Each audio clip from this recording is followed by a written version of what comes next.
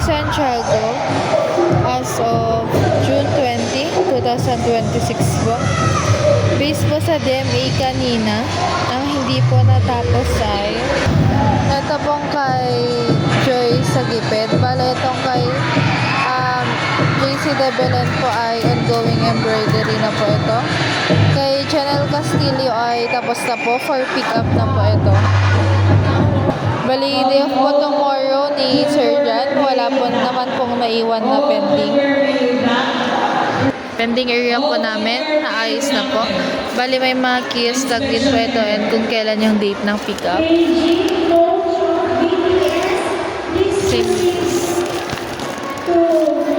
Parcel for pick up po na nabawas from yesterday. Bali, ang nabawas po ito po kay Cheryl Apaga, yung 150 na mugs po. Store pending po na hindi po natapos today. Bali, ito pong kay Flonny. Naka-line up na po ito for embroidery. Bali, 4 po ito na own jacket ni customer. For expected delivery po, wala po kaming expected delivery today. Sir, visual po, give ideas. And senior female, black, babae. PQ color po. Sublimation. Inspection areas. All junior and senior Best seller men po. black. Inspection areas. Premium dry fit. And surgery. Tsaka bomber jacket po. Layers. These are printed po at 8 p.m. Bale, itong variants po na ito ay yung QR payment po ni customer. 600 na cash tapos 800 po na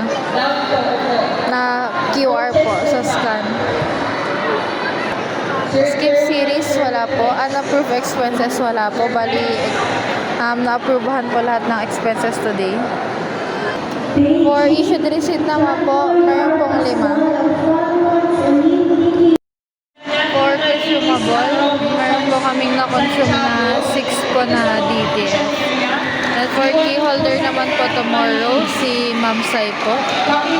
For ROM po sa Messenger, meron po kaming 4. Baleta po nagpa-mock up po for sample. And then, pick up po ito ng item. Then, ito po, follow up po ulit. Tapos, ito po, inquire po si customer about sa patch. Bali, na-reply naman po lahat using Save Reply. Sa meta naman po, mayroon pong 3. For quotation po ito, and then follow up po ng item nila. And then, ito po. For Viber inquiry po, bali follow up lang po ito sa item ni customer for approval.